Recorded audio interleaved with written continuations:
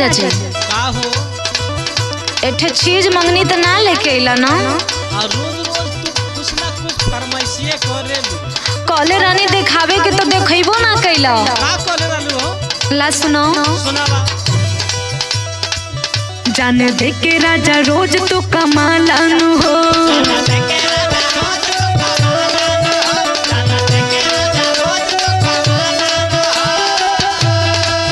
कुछ मांगी तो मुँह से खिसियालानु हो।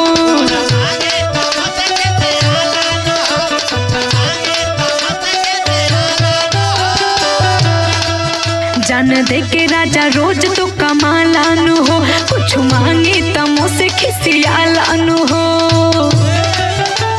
पाउडर उठा लाली कजरा गायल बाबो राई, पाउडर उठा लाली कजरा गायल बाबो राई, लाला पीट कुलिया के दाई।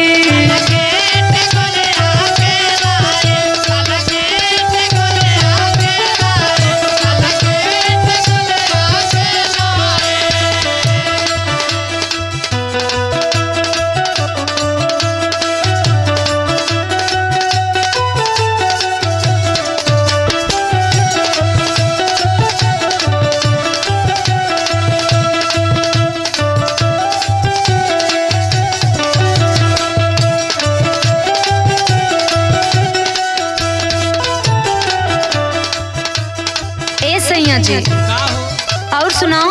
सुनावा। जब से भइल बाटे हमरो गवनवा,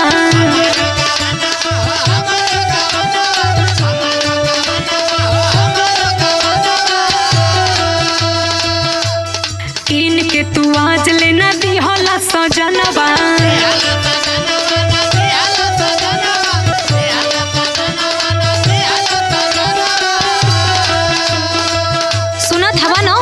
सुनत है बोला।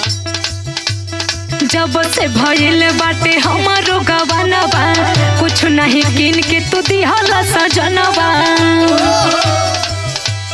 करिया मोरा देह भइल घटल बा गोराई, करिया मोरा देह भइल घटल बा गोराई, लाला कीट कुलिया के लाई।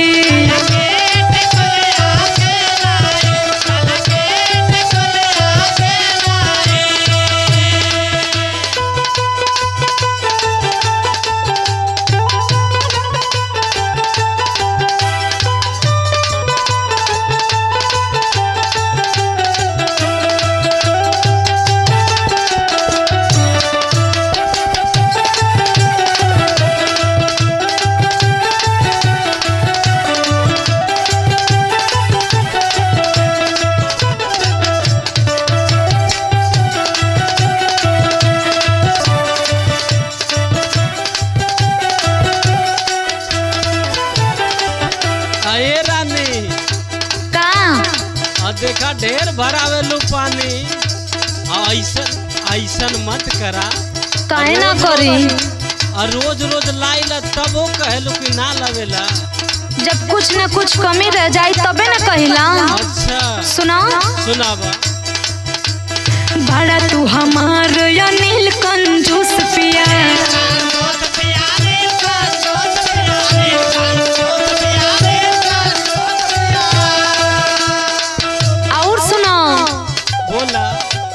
कइला न कबो मन आरती के खुश पिया।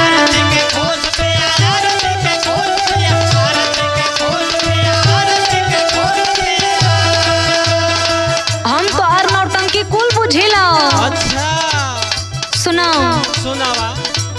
बड़ा तू हमार अनिल कंजूस पिया, कइला न आरती के कबो मन खुश पिया। और सुनाओ। सुनावा। घर में खटा के हमके देबा कमुआई, घर में